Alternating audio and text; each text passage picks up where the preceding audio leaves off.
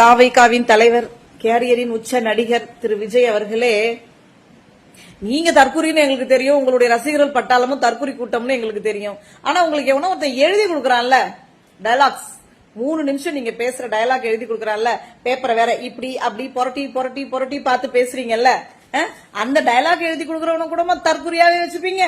கொஞ்சம் விஷயம் தெரிஞ்சவனா, கொஞ்சம் அரசியல் தெரிஞ்சவனா, கொஞ்சம் இன்றைய நேற்றைய அரசியல் அறிவு உள்ளவனா, வரலாறுகள் தெரிஞ்சவனா, தரவுகள் தெரிஞ்சவனா வச்சுக்க கூடாதா? அவன் அப்படியே எழுதி கொடுக்கறத அப்படியே வாந்தி எடுக்கிறீங்களே விஜய் அவர்களே மக்கள் கிட்ட.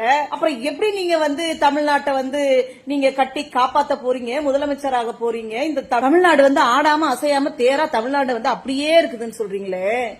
டபுள் டிஜிட்டல் பொருளாதாரத்துல முன்னேறி இருக்கு தமிழ்நாடு. இந்தியாவிலேயே தமிழ்நாட்டை இந்தியாவில் இருக்க மற்ற மாநிலங்களோட ஒப்பிட முடியாது திரு விஜய் அவர்களே. வளர்ந்த மேலை நாடுகளோட தான் ஒப்பிட முடியும் அப்படின்னு பொருளாதார நிபுணர்களே சொல்லியிருக்கிறாங்க. இவ்வளவு தற்குறித்தனமான ஒரு தலைவனை இதுவரைக்கும் தமிழ்நாட்டு அரசியல் பார்த்ததே கிடையாது.